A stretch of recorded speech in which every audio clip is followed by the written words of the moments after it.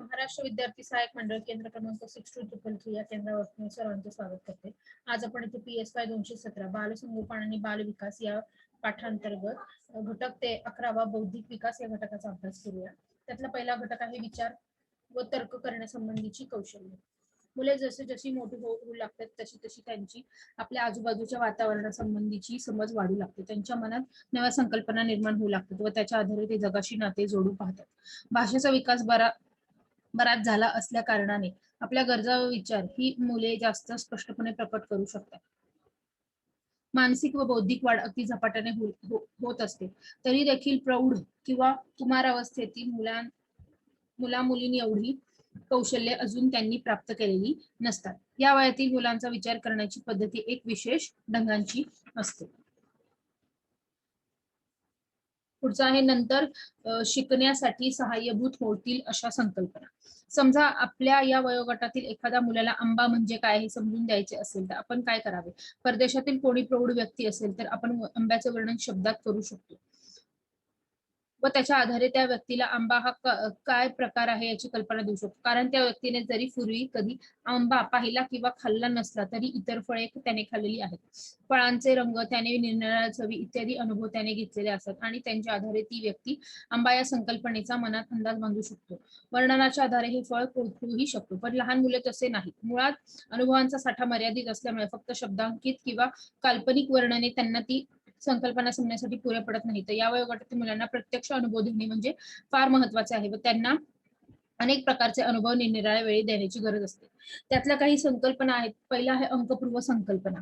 अंक ज्ञान समज असणे फार जरुरीचे आहे. बरेचदा मुले गाडी सुटण्यासारखी आकडे मोजतात पण अमुक एखादा अंक म्हणजे नेमकी काय हे त्यांना समजलेले नसते. आपण जे अंक मोजतो आहोत त्याची कुठल्या तरी विशिष्ट संख्येशी काहीतरी संबंध आहे ही जाणीव त्यांच्यात निर्माण करावी लागते. हे नाते त्यांना समजले आहे की नाही हे आपल्याला सहज तपासून बघता येते. अंक संकल्पनांशी संबंधित अशा आणखी दोन संकल्पना आहेत त्या म्हणजे क्रमश्रेणी लावणे आणि वर्गीकरण. प्रत्येक गोष्टीला आकार असतो, भौमितिक आकार व अवकाश. लहान मुले खुर्ची खाली सामावण्यासाठी स्वतःला कसे मुटकळून घेतात किंवा एखाद्या बरणीमध्ये 10 वेगवेगळ्या आकाराच्या गोष्टी कोंबायला खटोटोप करतात तेव्हा तुम्ही त्यांना पाहिले आहे का? काय या गोष्टी त्यांना या गोष्टी काय दाखवतात? प्रत्येक वस्तूला आकार आहे. प्रत्येक वस्तूला एका ठिकाणी राहण्यासाठी जागा लागते. स्वतः व वस्तूंना जागेत सामावण्यासाठी मुले सतत प्रयत्न करत असतात. आपण मोजून पाहूया.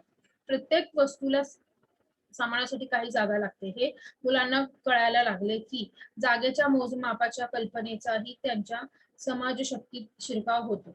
वाटी ठेवायला किती जागा लागते? बोटी ठेवायला तेवढीच जागा लागते का? ही वस्तू किती जड आहे, किती हलकी आहे, या पाणी किती गरम किंवा किती थंड आहे, एखादी गोष्ट करायला किती वेळ लागतो. मुलांच्या मोजमापाच्या कल्पनेचा विविध अनुभव देऊन आपण त्यांना गुंगावून टाकू शकतो. पुढचा आहे तर्क प्रक्रिया. प्रश्न काय आहे त्याची उत्तरे कोणती? प्रत्येक विद्यार्थ्याचा आपण किंवा प्रत्येक मुलाचा आपण विचार केला तर दिलेलं उत्तर विचाराच्या प्रश्नाच्या संबंधित आहे का, समर्पक आहे का व तत्सम विचार प्रक्रियेचा तर्क करण्याची प्रक्रिया मानतात याबद्दल आता चर्चा करूया. ह्याला काय म्हणतात, इथे असे कसे आले, कोणी बोलवले, का बनवले, मी का झाकले, तर काय होईल, हे अशा अनेक प्रश्न विद्यार्थ्यांना येत असतात. आणि याच्यामुळे लक्षात येते की मुले दृष्टी, श्रवण, स्पर्श, वास, अशा ज्ञानेंद्रियाच्या ज्या संवेदनातून आहेत त्यांच्यातून भौतिक परिसराचा वेध घेत असतात. यानुसारच वेध घेत असताना निरीक्षण करताना त्यांना अनेक प्रश्न पडतात. का, कसे, कोणी, कोठे वगैरे या प्रश्नांची उत्तरे शोधत असताना नकळत त्यांची तर्क प्रक्रिया, अनुमानी करण्याची क्षमता, विचार करण्याची क्षमता वाढत असते व त्यातूनच कळत नकळत त्यांचे विज्ञान भोवतालच्या जगाशी व घटकांशी असणारी समज त्यांची वाढत जात असते. पुढचं आपण बघूयात. पुढचा घटक आहे सामाजिक संकल्पना. सामाजिक संकल्पना जरा वेगळ्या असतात पण मुलांमध्ये वैज्ञानिक दृष्टिकोन निर्माण करण्यासाठी जी प्रक्रिया आपण वर पाहिली तिचा उपयोग आपल्याला इथे करता येऊ शकतो. म्हणजे ह्याच्यावरून काय लक्षात येते की स्वतःच्या कारक कौशल्यांच्या व बौद्धिक क्षमतांच्या बाबतीत अनुभव हा मुलांना येत असतो. मी झाडावर चढू शकते, मी आज वर्गात गाणे म्हटले वगैरे. इतर मंडळींनी त्यांच्याबद्दलचे शेरे काय दिले आहेत ते देखील त्याच्यावरती अवलंबून असते. आता पुढचे घटक आहे वाचण्याची, लिहिण्याची आणि गती कामाची तयारी. बऱ्याच वेळा भविष्यात या मुलाचे काय होणार या भीतीने या शालापूर्व वयातही मुलांवर पालक व शिक्षक वाचन लेखनाची सक्ती करतात. मुलांची शारीरिक व बौद्धिक तयारी नसतानाही ही शालेय कौशल्य त्यांच्यावर लादली जातात. त्यामुळे खरे तर त्यांची बौद्धिक विकासाला तर्क प्रक्रिया शिकवण्यास अडथळा येतो. कारण मग शिक्षक पालक विचार प्रक्रियेचा प्रोत्साहन देण्याऐवजी स्मरणाला व कंटाळवाण्या सरावाला अधिक महत्व देत असतात. या घटकामधून आपल्याला असं दिसून आले की फक्त लिहिणे, वाचणे व स्मरणशक्तीवर भर न देता मुलांना वेगवेगळे उपक्रम उपलब्ध करून दिले पाहिजे. कारण या वयोगटातील मुले प्रत्यक्ष अनुभवामधूनच सहजपणे शिकतात. त्यांची क्षमता लक्षात घेऊन त्यांना वेगवेगळे अनुभव, वेगवेगळ्या गोष्टी, घटना बघण्याची संधी उपलब्ध करून दिली गेली पाहिजे. पुढचा घटक आहे घटक 12वा, सामाजिक भावनिक विकास. खरंच मला काय वाटतं, अगदी लहान बाळाला आता या क्षणी शारीरिक गरजा भागवण्याच्या दृष्टीने काय सोयीचं आहे व काय गैरसोयीचं आहे एवढा फरक समजू शकतो. हळूहळू या तत्कालीन शारीरिक सुख दुःखाच्या पलीकडच्या भावनांच्या वेगवेगळ्या छटा त्याच्या जीवनात उघडू लागतात. काही भावना होकारात्मक चांगल्या तर काही नकारात्मक त्रासदायक वाटणाऱ्या. भावनेला वेगवेगळे धुमारे फुटत असतानाच त्यांचे सामाजिक जगपण विस्तारत असते. सामाजिक व भावनिक विकासांची लक्षणे. शालापूर्व बालक 3 ते 6 वर्ष. 3 वर्षाचं थोडं कठीण वाटले तरी मुलाला इतर मुलांबरोबर खेळणे हळूहळू जमू लागते. विविध भावना प्रकट करू लागते. उदाहरणार्थ भीती, राग, मत्सर, आक्रमकता, प्रेम, सुख, आनंद वगैरे. भावनेच्या प्रकटातून तीव्रता कमी होऊन हळूहळू त्यावर अधिक नियंत्रण यायला लागते. मी आणि माझ्या भोवतालची माणसे. स्वतःची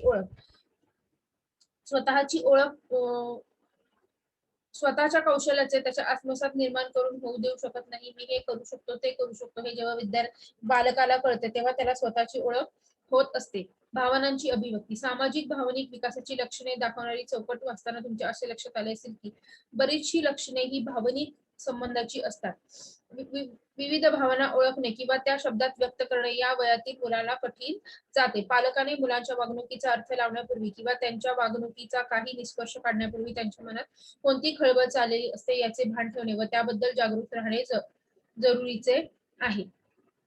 पुढचं घटक आहे समाजभिमुख वर्तन. स्वतःबद्दल शिकणे व स्वतःची कौशल्य जाणणे व स्वतःच्या मर्यादा ओळखणे हे सारे वाढत असताना मुलांनी शिकणे जरुरीचे असते. याचबरोबर इतरांशी समंजसपणे वागणे शिकणे, इतरांशी मिळून मिसळून राहणे तितकेच जरुरीचे आहे. सामाजिक वर्तणूक योग्य कोणती आणि अयोग्य कोणती.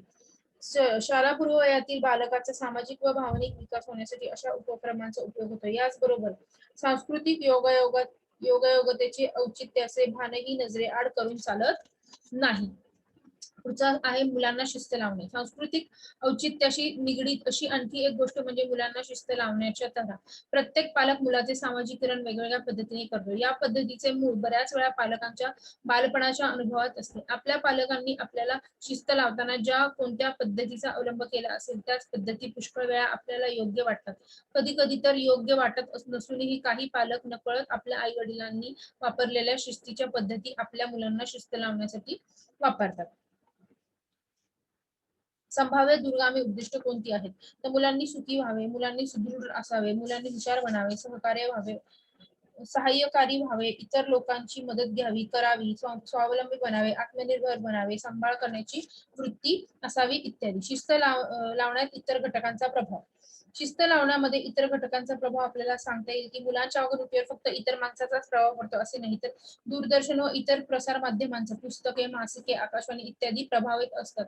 दूरदर्शनवरील कार्यक्रम, चित्तवेधक जाहिराती, त्यातून दिलेली माहिती, प्रदीप्त केलेल्या जाणाऱ्या वृत्ती या सर्वांचा बालमनावर ठसा निर्माण होत असतो. पुढचा घटक आहे आणि मग काय होणार पण का.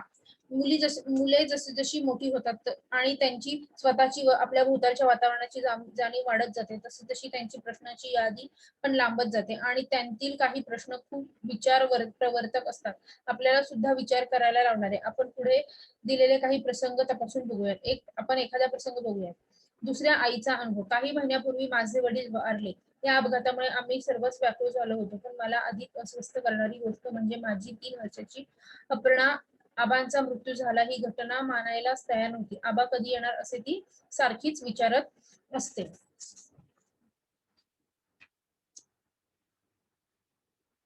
मुलांच्या प्रश्नाचे उत्तर देताना लक्षात ठेवा तुमचे विचार, विश्वास, समज यांच्याबद्दलच्या कल्पना आधी तुमच्या मनात स्वच्छ करा. मुलांनी माहिती द्यायची ती सरळ व अचूक असावी. आड पडद्याने जाण्याचे कारण नसते.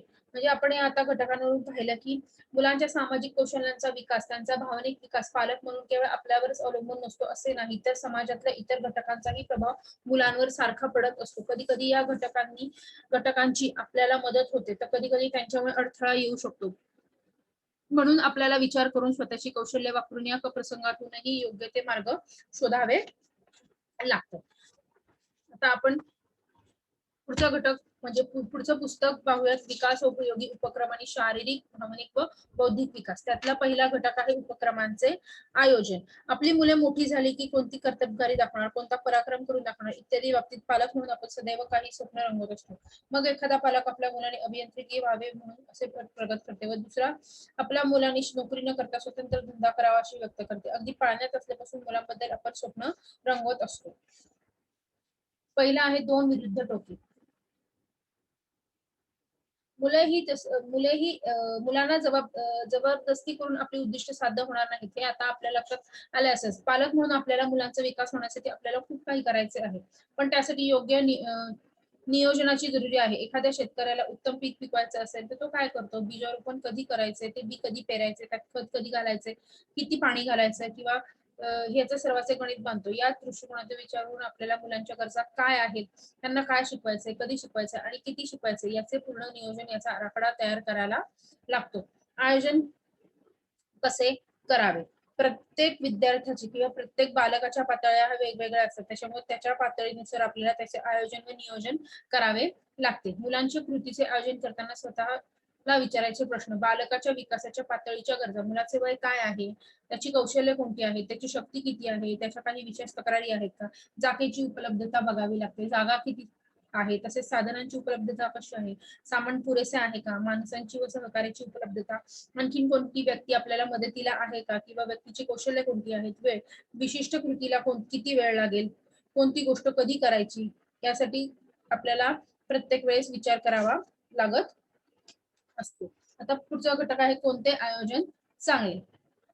आपण जे काही आयोजन करतो त्याचे काही ना काही परिणाम निश्चितपणे होत असतात. काही गोष्टी लक्षात ठेवून आयोजन केले तर ते सफल होते, तर काही गोष्टी विसरलो की आयत्या वेळेला गोंधळ होतो. कधी कधी असेही होते की आपण उत्कृष्टपणे मांडणी करूनही ऐनवेळी विशिष्ट वस्तुस्थिती बदलण्याने अडथळे येतात आणि मग आपण कधी कधी निराश होतो. पण ही निराशा आपल्याला येऊ नये म्हणून नियोजन करताना त्यातील वेगवेगळे घटक कोणत्याही गोष्टीवर अवलंबून आहे ते तपासणे जरुरीचे आहे. योजनेचे मूल्यमापन करण्यासाठी आणखी कोणते निकष लावता येतील ते व वर दिलेले निकष लावून पुढे दिलेल्या योजनांचे मूल्यमापन आणि योजना ठरवण्याप्रमाणे पार पाडता येईल की नाही याबद्दलची तुमची मते, त्यांची कारणे शोधून घ्यावी लागतात. पुढचं आहे केलेले आयोजन राबविणे. केलेले आयोजन करताना व राबवताना जसे मुख्य उद्दिष्ट लक्षात ठेवायचे असते, तसे त्या उपक्रमातून नकळत का होईना काही दुर्गामी तर संभाव्य नाही ना याची काळजी घ्यावी लागते. उदाहरणार्थ मुलांनी रस्त्यात नीट चालावे, अडखळून पडू नये, हे शिकवताना त्यांची अजिबात इकडे तिकडे पाहू नये असे सांगितले तर त्याचे कुतूहल मारल्यासारखे होईल, किंवा त्यांनी नवख्या माणसाशी बोलू नये, त्यांनी दिलेला खाऊ खाऊ नये, हे सारं त्यांना शिकवावं लागतं. म्हणजे ह्याच्यावरून आपल्याला हे करता असताना आयोजन परिणामकारक होते आहे की नाही त्याचे निरीक्षण ठरवावे लागते व त्याच्या निकषांवर ते आयोजन यशस्वी झाले का तपासावे लागते. विशिष्ट वयात कोणते कार्यक्रम आधी उपयोगी ठरतील ते आपण या घटकामध्ये पुढच्या पाहणार आहोत. आता पुढचा घटक आहे छोटी बाळ व शिशूंसाठी उपक्रम. आपण बाळाची काळजी कशी घ्यावी, त्यांची गरजा काय आहेत, त्यांची माहिती करून घेतली. आता या घटकात आपण त्यांची वाढीचे आयोजन कसे करायचे या संबंधी विचार करणार आहोत. त्यातला पहिला घटक आहे आजारात घ्यावयाची काळजी. आजारी मुलांना रमवण्यासाठी काही उपक्रम आहेत, बैठे खेळ आहेत, कोडी सोडवणे आहे, कागद काम इत्यादी गोष्टी, परत गोष्टींची पुस्तकं वाचून दाखवणे, गोष्ट सांगणे, चित्र काढायला देणे इत्यादी. मुलांना आजार रमवण्यासाठी उपक्रमांची माहिती असणे गरजेचे असते. मूल आजारी नसेल तर, लहान मूल किंवा शिशु काही नेहमीच आजारी पडत नाही, पण त्याची उत्तम वाढ होण्यासाठी अशा वेळीही आपल्याला अनेक गोष्टी करायच्या असतात. या वयोगटातील मुलांना काय काय देता येईल, त्यांच्याकरिता कोणते उपक्रम आखता येतील हे आपण पहिल्या पुस्तकात बघितले आहे व अशा सारख्या उपक्रमांकडे आपण जरा जास्त दृष्टिकोनातून पाहूया. त्यातला पहिला घटक आहे बौद्धिक, भाषिक व सामाजिक भावनिक विकासासाठी उपक्रम. यांच्यासाठी आपण जोड्या लावणे, प्राण्यांचा आवाज करणे, जेवणाचे टेबल लावणे, ताटे मांडणे, काय खायचे याचा निर्णय घेणे, भावना व्यक्त करणे, वस्तूंची नावे सांगणे, खेळांचे वर्गीकरण करून जागेवर ठेवणे, खेळणी व चित्रे यांच्या जोड्या लावणे, सूचना पाळणे, विशिष्ट कृत्यांची अनुषंगाने वस्तू निवडणे, उदाहरणार्थ केस विंचरण्यासाठी कंगवा, पाणी पिण्यासाठी पेला इत्यादी. पुढचा घटक पाहूयात आपण, तो आहे खेळणी, पुस्तके, गोष्टी व गाणी. मुलांना स्वतःला व त्यांच्या आवडीच्या व्यक्तींबद्दल गोष्टी ऐकायला फार आवडतात. नवीन पुस्तक घेताना स्वतःलाच विचारा की त्याच्यातला आशय मुलांना रुची आहे का, त्यातले पुस्तक त्याला आवडेल का, ते पुस्तक स्वतः विद्यार्थी आपला मुलगा वाचणार आहे का. वेगवेगळे खेळ खेळण्याने, पुस्तकांच्या इतरांनी केलेल्या वाचनाने, त्याच्यातील चित्रे पाहण्याने मुलांच्या विकासास मदत होते. हे एक लक्षात ठेवले पाहिजे की या दोन्ही उपक्रमांची डोळसपणे निवड केली पाहिजे. निवड सुलभ होण्यासाठी कोणते निकष लावावेत हेही आपण पाहिले. पालकत्वाच्या प्रवासात जे मार्ग चोखाळायचे त्यातील बरोबर की चुके ठरवणे कठीण जाते. आपले वागणे लवचिक असावे लागते. ते परिस्थितीनुसार, मुलांच्या गरजा व क्षमतेनुसार बदलण्याची पालकांनी तयारी ठेवावी लागते. आपले सर्वच निर्णय मुलांच्या वागणुकीवर त्याचा परिणाम काय होतो हे पाहता बदलायचे की तसेच ठेवायचे हे ठरवावे लागत असते. पुढचा घटक आहे घटक 15वा, शालापूर्व बालकांच्या विकासासाठी पोषक वातावरण निर्मिती. शारीरिक व कारक शक्तीस प्रोत्साहन. शारीरिक व कारक विकासास उपयुक्त करणारे म्हणजे मोठे स्नायू वाढवण्यासाठी उड्या मारणे, पळणे, छोटे स्नायू, रंगकाम, गिरवणे, रेघोट्या मारणे, बटणे लावणे, डोळे व हात यांच्यातील संतुलन, दोऱ्यात मणी पोहणे, चेंडू फेकणे, तोल राखणे, एका पायावर उभे राहणे, अंगठ्याचा आधार देऊन उभे राहणे इत्यादी आपण घेऊ शकतो. भाषा व बुद्धिक विकासाचा प्रोत्साहन करण्यासाठी नवीन शब्द असलेली खेळणी, गाणी, गोष्टी यांचा उपयोग करणे, वाक्य रचना पूर्ण करणे किंवा एखादं गाणं म्हणता म्हणता आपण ते गाणं पूर्ण करायला लावणे, ते तालबद्ध गीत म्हणणे. बुद्धी विकास करण्यासाठी आपण रंग, आकार यांच्या संकल्पना म्हणजे घरातील भांड्यांचा आकार, त्या आकाराकडे लक्ष ठेवणे, हातपाय इत्यादी अवयव, रुमाल, टॉवेल इत्यादी रंगांच्या आकारांकडे लक्ष वेधणे इत्यादी होऊ शकते. पुढचा आहे भावनिक व सामाजिक विकासास प्रोत्साहन. शालापूर्व अवस्थेतील मुलांचे भावनेचे चढउतार फार जलद गतीने होतात. मनासारखे झाले नाही की म्हणजे ती लगेच खूप रागवतात व थोड्याच वेळात राग विसरूनही जातो. त्याच्यातून आपल्याला असं दिसून येतं की सहयोग, सहकार, देवाघेव अशा सामाजिक वागणुकीचा विकास, दुसऱ्या मुलांबरोबर आपली खेळणी खेळास उत्तेजन देणे, सामूहिक खेळांना उत्तेजन देणे, तसेच सक्रिय खेळात उत्तेजन जसे उड्या मारणे, धावणे, दोऱ्यांवरच्या उड्या इत्यादी. वेगवेगळ्या भावना व्यक्त करणारी चित्रे, रागवणे, हसणारे, घाबरलेले, आश्चर्यचकित झालेले इत्यादी दाखवणे, यामुळे मुलांचा भावनिक व सामाजिक विकास होण्यास प्रोत्साहन मिळत असते. खेळ म्हणजे शिक्षणच. अशा तऱ्हेने खेळाची योजना, अनुभवाने नियोजन व योग्य साधन सामग्रीचा पुरवठा वडीलधाऱ्या माणसांनी केल्यास उत्तेजनात्मक वातावरणाची निर्मिती होऊ शकते. तशी मुले अनेक गोष्टी शिकत असतात, पण आपण जाणीवपूर्वक आणि तरीही घरातल्या वातावरण सहजपणे विविध कृती व अनुभवांचे नियोजन करून मुलांच्या वाढीला अधिक वेग देऊ शकतो. मुलांच्या विकासास खेळ कसा सहाय्यभूत होतो? अडचणीतून कसा मार्ग काढायचा याचे दिशासूचक खेळामुळे येते. मोठ्या माणसांचे वागणे, बोलणे कसे असते हे त्या भूमिका करणाऱ्या खेळातून मुले शिकतात. उड्या मारणे, धावणे यांसारख्या खेळातून दडपलेल्या भावनांमुळे आलेला मनावरचा तणाव खूप कमी होऊ शकतो. खेळातून छोट्या मोठ्या स्नायूंवर नियंत्रण मिळविता येते. अन्य कारक कौशल्य व शारीरिक विकासही होतो. खेळातून आनंद म्हणजे करमणूक होते. खेळातून काय काय होऊ शकते याचा मागोवा घेतल्यास विविध खेळातून विविध संकल्पना आपण मुलांना देऊ शकतो हे लक्षात येईल. आणि खेळण्यातून शिकण्याचा आनंद आई मुलांना बालक मंदिरांतल्या ताई व इतर मंडळींना दिलखुलासपणे घेता येईल. पुढचा आहे पालक शिक्षक संबंध. आपल्याला ह्याच्यामधून दिसून येतं की 3 ते 6 वर्ष वयोगटातील मुलांना कसे प्रोत्साहन देऊ शकतो हे पाहिले. मुलांना विकास फक्त आई वडील व घरच्या इतर मंडळींची जबाबदारी न राहता बालमंदिरातल्या ताईची पण असते आणि म्हणूनच घर व शाळा या दोघींमधले संबंध चांगले असणे जरुरीचे आहे. मुलांचा विकास मग तो शारीरिक कारक विकास असो वा भावनिक अथवा बौद्धिक भाषिक त्यांनी दिलेल्या विविध अनुभवातून होत असतो. यात घर व शाळा दोन्हींचा हातभार आहे. त्यामुळे घर व बालक मंदिरी संबंध जास्त जवळीकाचा व्हावा यासाठी या आपल्याला गोष्टींची दखलता घेणे अतिशय आवश्यक असते. पुढचा घटक आहे घटक 16वा, समन्वय. आतापर्यंतच्या स्वाध्यायांचा सगळ्यांवर परिणाम. आता इथे आपण पाहूया की पाहिलं की आपल्या प्रौढाच्या दृष्टिकोनातून बघायला लागलो तर कदाचित हे सारे आपल्याला चमत्कारिकच असे वाटत असते, मात्र ते प्रत्येक गोष्टी प्रत्येक विद्यार्थ्यांबरोबर वेगवेगळे असल्याचे दिसून येते. या सर्व अभ्यासक्रमांचा मतित अर्थ काय, तर तुम्ही प्रत्येकाने या अभ्यासक्रमाचा स्वतःचा म्हणून काही निष्कर्ष काढायचा असेल, तुमचा निष्कर्ष अर्थ व हा अभ्यासक्रम राहण्याचा निष्कर्ष येथे आपल्याला मेळ घालायचा आहे. प्रत्येक प्रौढाला, जन्मदात्या बालकाला नव्हे तर इतरांना देखील वाटते की पालकत्वाने एक आनंद पार पाडण्यासारखे हे पण जबाबदारीचे काम आहे.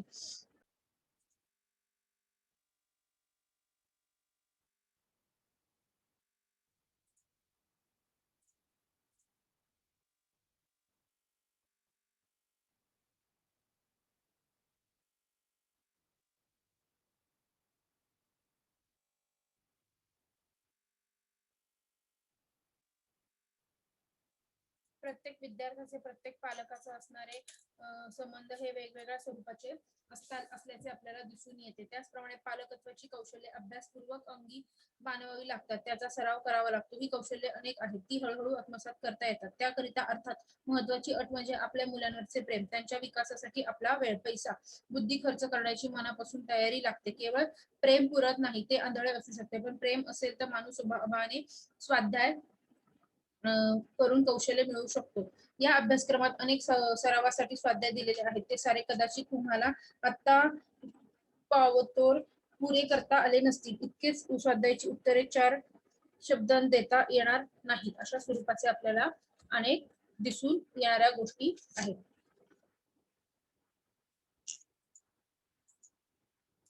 पुढचा घटक आहे घटक 17वा, शारीरिक वाढ व विकास. शारीरिक वाढ, आकार, वजन व उंची. शरीराचा आकार, वजन व उंची हा शारीरिक वाढीचा पहिला पैलू. याबद्दल अनेक संशोधकांनी अभ्यास करून निरनिराळ्या वयात मुलांच्या वजन व उंची या संदर्भात काय अपेक्षा कराव्यात हे सुचविलेले आहे. महाराष्ट्रातील मुलांचे वजन व उंची किती असावे याची काही सरासरी आपल्याला प्रत्येकालाच माहिती आहे. त्यामध्ये आपण एक सांख्यिकीय पद्धतीने काढू शकतो. सरासरी वजन काढण्यासाठी विशिष्ट वयाच्या अनेक मुलांच्या वजनाची बेरीज भागिले मुलांची संख्या किती आहे यावरून सरासरी आपण विद्यार्थ्यांची काढू शकत असतो. पुढचा आहे अवयवांची वाढ. अवयवांची वाढ ही प्रमाणबद्ध झालेली असते. 5 ते 6 वयापर्यंत शरीर बरेच प्रमाणबद्ध झालेले असते. 6व्या वर्षापर्यंत चेहऱ्याची पूर्ण वाढ झालेली असते. वयाबरोबर शरीराच्या जाडीचे प्रमाणही बदललेले असते. 4 ते 8 वर्षाच्या दरम्यान बांध्यांची लांबी जन्मतः असलेल्या लांबीच्या दुप्पट झालेली असते. स्नायूंची वाढ. वयाच्या 5व्या वर्षापर्यंत स्नायूंची वाढ अत्यंत झपाट्याने होऊ लागते. स्नायूंच्या वाढीमुळे शरीराचे वजनही वाढते. चरबी प्रधान स्नायूंची वाढ या वर्षात जलद गतीने होते, तर तंतू प्रधान स्नायूंची वाढ किशोर वयात गतिमान होत असते. स्थायी दात. दुधाचे दात 5व्या वर्षानंतर हळूहळू पडू लागतात व त्या जागी स्थायी दात येतात. म्हणून 6 ते 7 वर्षाच्या मुलांना आपण म्हातारे बाबाचे बोळके म्हणूनही गमतीने म्हणत असतो. पुढचा आहे आंतरिक अवयवांची वाढ. वजन, उंची आदी बाह्य अवयवांच्या बरोबर शरीराच्या आतील अवयवांची वाढ होत असते. पचन संस्था, अभिसरण संस्था, श्वसन संस्था आदी आंतरिक अवयवांची वाढ या वयात होत असते. जठराचा आकार मोठा होतो, त्यामुळे त्यातील अधिक अन्न मावते. पाचकाचे रसांचे प्रमाण वाढते, त्यामुळे या वयातील मुलांना लवकर भूक लागते. मुले 5 ते 6 वर्षाची होईपर्यंत हृदयाचा व फुफ्फुसाचा आकार व वजन वाढत असतो. पुढचा आहे शारीरिक वाढीवर परिणाम करणारे घटक. त्यातला पहिला आहे परिपक्वता. परिपक्वता निसर्गाच्या देणगीबरोबर शरीराच्या वाढीला व अवयवांच्या क्रियांना सराव मिळणे आवश्यक आहे. लिंग. लिंगानुसार मुला-मुलींच्या वजनाच्या व उंचीच्या सरासरीत फरक असतो, हे आपण साधारणपणे पाहिलेले आहे. पण किशोर वयाच्या सुरुवातीला म्हणजे 9 ते 10व्या वर्षात 13 ते 14व्या वर्षापर्यंत मुलींची वाढ अगदी झपाट्याने होते, पण मुलांची वाढ ही 13 ते 14 वर्षानंतर अधिक वेगाने होत असल्याचे दिसून येते. पुढचं आहे अंतःस्रावी ग्रंथी. शरीराच्या, बुद्धीच्या व भावनांच्या विकासावर होणारे अंतःस्रावी ग्रंथीचे परिणाम शास्त्रज्ञांना अजूनही पूर्णपणे आकलन झालेले नाही, पण या ग्रंथीच्या स्रावांचे परिणाम शरीराच्या जीवरासायनिक क्रियातून होत असतात व त्यांचा संबंध शारीरिक तसेच भावनिक विकासावरही होत असतो, हे स्पष्ट झालेले आहे. पुढचा आहे आहार. शारीरिक वाढीला योग्य आहाराची गरज असते, हे सर्व पालकांना माहित असते, पण योग्य आहार म्हणजे नेमके काय किंवा वाजवी आहार कोणता याबद्दल अनेक पालकांसमोर प्रश्न निर्माण होत असतात. आजार किंवा शारीरिक दोष. शारीरिक दोष किंवा आजार हा एक घटक सर्वच पालकांना प्रकर्षाने जाणवणार आहे व त्याची भीती सर्वच पालकांना वाटत असते. हे शारीरिक आजार येणारच नाहीत याकरिता कोणती काळजी घ्यावी, आजार आल्यानंतर काही शारीरिक दोष निर्माण झाले असेल तर काय घ्यावे, हे सर्व पालकांना माहित असणे आवश्यक असायला पाहिजे. पुढचा आहे व्यायाम, खेळ व विश्रांती. आजार होणार नाही व मुलांची वाढ अधिक झपाट्याने होईल याकरिता पालकांना व्यायाम, खेळ आदी कार्यक्रम आखता येतात. बऱ्याच वेळा असे मानले जाते की मुले आपण होऊन ते त्यांना खेळून द्यावे हे अतिशय महत्वाचे आहे. कौटुंबिक वातावरण प्राधान्य करून दोन अंगांचा विचार करता येतो. घरातले भौतिक वातावरण, उदाहरणार्थ स्वच्छता, आणि घरातले मानसिक वातावरण, आपापसातील संबंध, घरात सर्व व्यक्ती जी शिस्त पाळतात त्या शिस्तीचे इतर संस्कार इत्यादी गोष्टी अतिशय महत्वाच्या असतात. पुढचा घटक आहे घटक 18वा, आहार व त्यांचे नियोजन. त्यातला पहिला घटक आहे आहारातील भिन्नता. आहारातील भिन्नता प्रत्येक गोष्टीमध्ये असणे अतिशय आवश्यक आहे. म्हणजे मुलगा हा 6 ते 12 वयोगटातील असेल तर त्याचा आहार हा वेगळा असावा. त्याचे वय जसे जसे वाढत जाते तसे तशी त्याची आहारामधील भिन्नता ही अधिक वेगवेगळ्या प्रकारे असणे आवश्यक आहे. त्याच्यामध्ये त्याला सकाळचा नाश्ता, दुपारचे जेवण, संध्याकाळचा नाश्ता, संध्याकाळचे जेवण अशा प्रकारे दिले गेले पाहिजे. त्यामध्ये मुलांची आवड निवड यांचा देखील विचार केला गेला पाहिजे. त्याचप्रमाणे जातीतील, प्रादेशिक, कुटुंबातील परंपरा व सवयी याचा देखील त्याला उपयोग करून घेता येऊ शकतो. पुढचा घटक आहे अन्न घटक. आहारातील सर्व पदार्थातील पोषक घटकांची विभागणी आपल्याला पुढील प्रमाणे करता येते. त्याच्यामध्ये प्रथिने, कार्बोदके, स्निग्धे, जीवनसत्वे, क्षार व खनिजे, पाणी या सर्व घटकांचा आपल्याला उपयोग केला जाऊ शकतो. आणि हे जर केले गेले नाही तर प्रत्येक मुलामध्ये काही ना काही दुष्परिणाम हे होऊ शकतात. म्हणजे प्रथिने जर दिले गेले नाही तर वाढ खुंटते, मुलांच्या बुद्धी विकासावर, शिक्षणावर परिणाम होतो. ह्याची उगमस्थाने म्हणजे आपण मासे, अंडी, दूध, पनीर, खवा, चीज, दही इत्यादी पाहू शकतो. त्याचप्रमाणे जीवनसत्व अ मध्ये देखील पालेभाज्या, गाजर, भोपळा, शेंगा, अंजीर, पपई, संत्री, मनुका हे येते. जीवनसत्व ड मध्ये लोणी, तूप, दूध, चीज, अंडी, सूर्यप्रकाश. जीवनसत्व ई मध्ये हिरव्या भाज्या, यकृत, कोंडा, अंडी इत्यादी. क मध्ये येतं सोयाबीन, पालेभाज्या, कोबी, मका, वटाणा, गव्हाचा कोंडा, टोमॅटो, यकृत इत्यादी. जीवनसत्व ब मध्ये येऊ शकतं सर्व पिठांचा कोंडा, तृणधान्य, डाळी, कडधान्य, शेंगदाणे, काजू, अक्रोड, तीळ इत्यादी. जीवनसत्व क मध्ये येतात कोथिंबीर, पालेभाज्या, मोड आलेली कडधान्य, वांगी, भेंडी, तोंडली इत्यादी. या प्रकारे प्रत्येक मुलाच्या अन्न घटकामध्ये सर्व घटकांचा समावेश असणं अतिशय आवश्यक आहे. पुढचा हा आहारातील अडचणी व उपाय. आर्थिक अडचणी. अंडी, दूध घेणे हे जरी प्रथिनाच्या दृष्टीने आवश्यक असले तरी काही कुटुंबाच्या आर्थिक दृष्ट्या ते परवडत नसते. फळे देखील दररोज घेता येत नाही. निसर्गाने खरे तर याबाबत आपल्याला सोय करून ठेवली आहे. अंडी, दूध परवडत नसेल त्याचे पर्याय शोधता येतात. फळांच्या बाबतीत विविध ऋतूमध्ये निरनिराळे फळांचे दर कमी असतात, त्यामुळे आपण ते घेऊ शकतो. कौटुंबिक अडचणी. बऱ्याच वेळा घरातून मुलांच्या विशिष्ट वयोगटात ज्या काही खास गरजा असतात त्या लक्षात न घेता त्या कुटुंबातील काही प्रौढ मंडळीच्या सवयी असते त्यावर त्या कुटुंबांचा आहार ठरवला जात असतो. पुढचा आहे सामाजिक व परिसरातील दबाव. या वयोगटातील मुलांवर आपल्या मित्रमैत्रिणींचा खूप प्रभाव पडत असतो. आता ही मुले घराबाहेर जात असतात त्यामुळे शेजारच्या मुलाला जर ढोकळा आवडत असेल तर आपल्या मुलालाही ढोकळाच आवडायला लागत असतो. ह्याच्यावरून असं दिसतं की कमी उत्पन्न गटातही आहाराचे नियोजन करून तो संतुलित प्रमाण मुलांना देता येतो हे आपण पाहिले. मांसाहार व शाकाहार राहूनही हे संतुलन राखता येते, कारण आहारात खूप पर्याय असतात. त्यावर आपण ते काही खातो तो अन्न घटक पोषक कोणते व काय तपासले पाहिजे. हे पोषक घटक सर्वसाधारणपणे कोणता अन्न पदार्थ आपल्याला मिळू शकतो याचीही यादी आपण केली गेली पाहिजे. अशा सर्व गोष्टींचा आहार व त्याचे नियोजन करण्यासाठी अतिशय आवश्यक घटक आहे. आता आपण पुढचा घटक पाहूया मुलांचे आजार, शारीरिक दोष व त्यांच्यावरील उपाय. पहिला आहे मुलांचे आजार व शारीरिक दोष. सामान्य खोकला व पडशासारखे आजार येत जातात, त्यामुळे दर उपाय आपण कधी घरगुती बटव्यानुसार देखील करू शकतो. काही वेळा वयातल्या मुलांचे आजार त्यांच्या आईच्या गरोदरपणातील आहारावरही अवलंबून असतात. पुढचा आहे आईच्या गरोदरपणी असणाऱ्या स्थितीमुळे किंवा लहानपणी झालेल्या काही कुपोषणामुळे होणाऱ्या आजारांची आपण आतापर्यंत चर्चा केलेली आहे.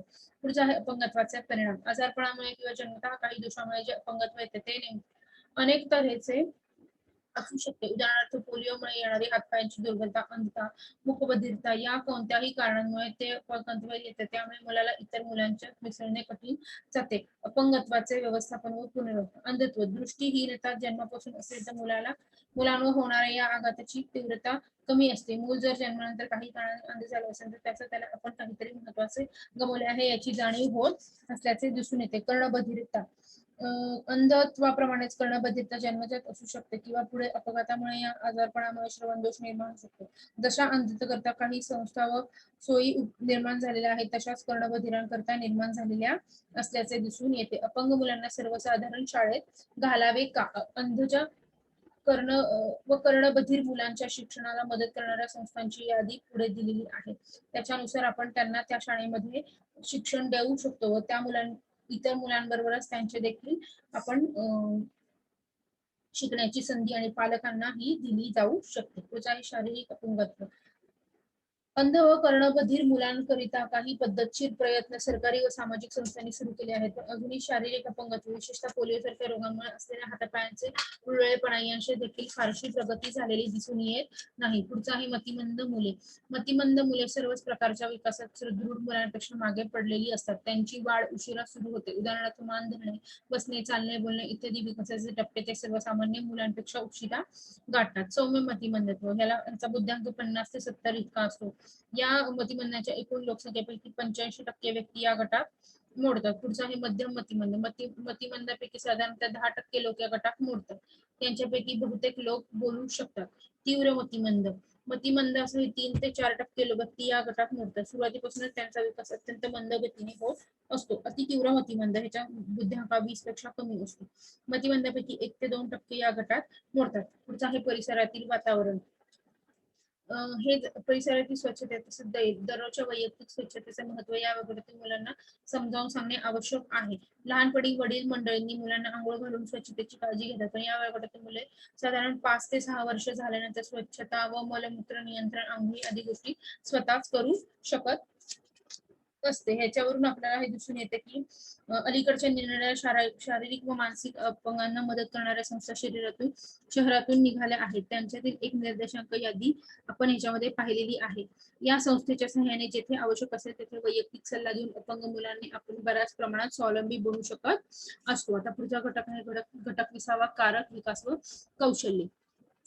पहिला कारक क्षमता म्हणजे काय? कारक क्षमतेची व्याख्या आपल्याला अशी करता येईल की शरीरातील स्नायू व नसा यांच्या क्रियातील समन्वयामुळे ज्या शरीराच्या विविध हालचाली होतात त्याला कारक क्षमता म्हणता येईल. कारक विकासाची वैशिष्ट्य. प्रत्येक मुलामध्ये कारक विकास कमी जास्त असू शकतो. त्याच्यामुळे आपण काही घटकांचा विचार करूया. शारीरिक कारक. काही प्रमाणात ही गती शारीरिक सुदृढतेवर व पोषक आहारावर अवलंबून असते. संधी. या शारीरिक कारणांबरोबर दुसरे एक महत्वाचे कारण म्हणजे त्या मुलाला कारक कौशल्याची प्राप्ती झाल्याची संधी. उदाहरणार्थ जर त्या मुलाला आपल्या सदराची बटणं लावण्याची व बोटाला लेस लावण्याची संधी मिळालीच नसेल तर त्याची बोटे अशी सूक्ष्म कार्य 7 ते 8 वर्षानंतरही कदाचित करू शकणार नाहीत. अभ्यास किंवा सराव. बऱ्याच वेळा मुलांची शारीरिक वाढ झालेली असेल तर त्यांची क्वचित संधी मिळाली एखाद्या कौशल्याचा सराव करायचा, अभ्यास करायचा, मिळाले तसे कौशल्य विकसित करून घ्यायचे येत नाही. कारक कौशल्यांचा विकास. सर्वसाधारणपणे कोणत्या वयात कोणता कारक विकास घडत असतो, कोणती कौशल्य मुळे दाखवू शकतो याबद्दल एक तक्ता दिला गेलेला आहे. साधारण 6 वर्षाच्या वयोगटामध्ये तो डोळ्यांचे व समायोजन, हात, पाय, मनगट यांचे नियंत्रण करतो. 7 ते 8 बोटांवर अधिक नियंत्रण करू शकतो. 9 ते 10 मध्ये सूक्ष्म स्नायूंचे परिपक्वता, अधिक हात यांचे समन्वय साधू शकतो. 10 ते 12 वयोगटामध्ये सर्व प्रकारच्या ढोबळ व सूक्ष्म स्नायूंमुळे तो स्नायूंबरोबर ते काम करू शकतो. कारक विकास व पालकांची मदत. 6 ते निसर्गात मूल खेळू इच्छिते, समन्वयाबरोबरच धावू पळू इच्छिते, त्यांचे समन्वयाबरोबर खेळणे हे कारक विकासांकरिता आवश्यक असते.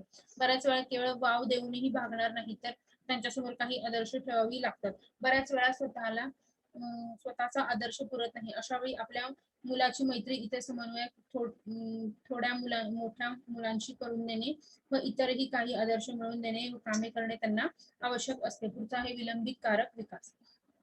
त्याच्यामध्ये असं दिसून येतं की आपल्या मुलाला काही नाही असे दिसले तरी चिंतित होता कामा नये. त्याला हळूहळू त्याची वाढ होऊ शकत असते. त्याचप्रमाणे हा फरक शारीरिक वाढ, परिपक्वता यामुळे जरी पडला असला तरी त्या मुलाला ते कौशल्य शिकवायला मिळालेली संधी, त्याला दिसणारे आदर्श व सरावासाठी वेळ आदी कारणांमुळे पडत असतो. या संदर्भात पालकांनी नियोजनपूर्वक मुलांना योग्य ती संधी उपलब्ध करून दिली पाहिजे व समन्वयाशी खेळ मिळून दिले गेले पाहिजे. आता पुढचा घटक अभ्यासूया. घटक 21 भाषा विकास. भाषेची सुरुवात जन्मल्यापासूनच विद्यार्थ्याची होत असते.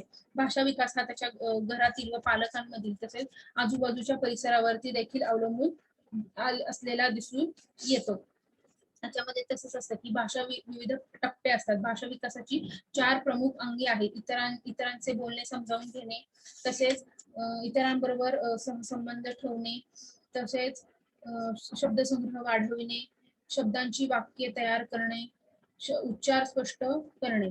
पालकांवर इतरांचे बोलणे समजून घेण्यासाठी ते विद्यार्थ्यांची उदाहरणार्थ अनेक शब्दकोळी किंवा चित्रकोश तयार करून त्याच्यानुसार त्यांना आपण त्यांचा शब्दसंग्रह वाढवू शकतो. तसंच अंतराक्षरी किंवा गाणी भेंड्या लावून अनेक कुटुंबात खेळली जातात. त्यामुळे देखील त्यांचा काय होतंय, उदाहरणार्थ गावांची नावे, मुलांची नावे, फळांची नावे असे गेम खेळले गेल्यामुळे त्यांची शब्दसंग्रह वाढविता येऊ शकतो. त्याचप्रमाणे वाक्य तयार करणे शिकवणे, लांब एखाद्या अक्षराची बाराखडी वापरून आपण जसे म्हणतो कानपूरच्या काकाच्या काकूने कामाचे कागदपत्र कात्रीने करा कापले. त्या म्हणजे यामुळेच आपल्या काय होतं, शब्दांची वाक्य तयार कशी करायची हे विद्यार्थ्यांना समजायला सोपे जाते. पुढचा आहे भाषा विकासाचे अंग. मूल भाषा अनुकरणाने शिकते. ऐकू येणारा ध्वनी व तो निर्माण होत असताना तोंडाच्या ओठाच्या होणाऱ्या हालचाली यांचे निरीक्षण करून मूल उच्चारू शकत असते. म्हणूनच पालकांनी स्वतःचे उच्चार अधिक स्पष्ट असतील याची काळजी घेतली गेली पाहिजे. पुढचा आहे परस्परांवर अवलंबून असणारे घटक. परस्परांवर अवलंबून असणारे घटक याच्यामध्ये आपण स्वरूप, साधने, पाया, वाचन, लेखन, निरीक्षण, व्याकरण, पाठांतर या घटकांचा अभ्यास घेणे अतिशय आवश्यक गोष्ट आहे. आता आपण पुढचा घटक अभ्यासूया. घटक 22 भाषा अभिव्यक्तीचे व संपर्काचे साधन. त्यातलं पहिलं आहे प्रमाणित व बोली भाषा. सर्वसाधारणपणे बोली भाषेचे हे वैशिष्ट्य आपल्याला प्रचलित शिक्षण पद्धतीने नाही तर अभ्यासक्रमात, पाठ्यपुस्तकात, वाङ्मयात विशिष्ट पद्धतीने मिळत असते. त्याचप्रमाणे प्रमाणित भाषेत सुद्धा अनेक कारणांमुळे बदलत होत गेलेले आपल्याला आढळते. भारतात अनेक धर्माच्या जाती धर्माच्या लोक असल्यामुळे तेथे देखील प्रत्येक जातीचे व प्रत्येक धर्मानुसार प्रत्येक भाषेची बोली भाषा ही वेगवेगळी असल्याचे दिसून येते. बोली भाषेचे महत्व. प्रामाणिक भाषेची गरज तर आहे, तिचे एक वेगळे महत्वही आहे, पण याचा अर्थ बोली भाषा कमी महत्वाची आहे असा नाही. विशेषतः ग्रामीण भागात किंवा तालुक्यासारख्या छोट्या गावात राहणाऱ्या व्यक्तीच्या मनात हा न्यूनगंड निर्माण होऊ शकतो. या न्यूनगंडामुळे त्याच्या भाषा विकासावर परिणाम होतो. बुजून ही मुले गप्पच बसलेली दिसून येतात. पुढचा आहे बोली भाषेबद्दल न्यूनगंड. बोली भाषेबद्दल न्यूनगंड होण्याची वेगवेगळी कारणे आहेत. समूहासमोर प्रकटीकरणास न्यूनगंड येऊ शकतो. दुसऱ्या न्यूनगंडाचा प्रकार म्हणजे समूहापेक्षा आपली भाषा वेगळी आहे म्हणून निर्माण होणारा न्यूनगंड. काही वेळा मुलाच्या मनात मुळातच इतर कारणांमुळे न्यूनगंड असते, तो भाषेमुळे तीव्र होत असतो. पुढचा आहे भाषा व शब्द संग्रह. भाषा शिकत असताना शब्दसंग्रहांचा आकार कसा वाढवावा यासाठी आपण अनेक गोष्टी आपण मुलांना प्राथमिक शाळेत असताना शिकवत असतो. परंतु शब्दसंग्रहाचा आकार हा निव्वळ शब्दांच्या संख्येवर अवलंबून न ठेवता त्या सर्व शब्दांचा अर्थ मुलांना समजला आहे की नाही यावर देखील अवलंबून असला पाहिजे. भाषा विकासावर परिणाम करणारे घटक. जैविक घटक. अनेक प्रकारचे जैविक घटक परिणाम करणारे असतात. प्रत्येकाच्या वैयक्तिक विशेषणाचा परिणाम होतो. बुद्धिमापन. मुलेही लवकर बोलायला शिकतात, त्यांची शब्दसंपत्ती भरपूर प्रमाणात असते. शिक्षण. वयाप्रमाणे वेगवेगळे अनुभव येतात व जोडीला शिक्षण चालू असेल यामुळे भाषिक विकास उत्तम होत असतो. सामाजिक व आर्थिक परिस्थिती. पाश्चात्य देशात केल्या गेलेल्या अनेक अभ्यासातून हे सिद्ध झाले आहे की सामाजिक व आर्थिक दर्जा यांचाही भाषा विकासावर परिणाम करतात. उच्च वर्गातील मुलांचा भाषा विकास अधिक चांगला झालेला असतो. पुढचा आहे लिंगभेद. प्राथमिक शाळेत मुलींची भाषा मुलांपेक्षा समृद्ध असते असे आढळते. मुलींनी शब्दसंपत्ती जास्त असते, वाक्यरचना लांब असते.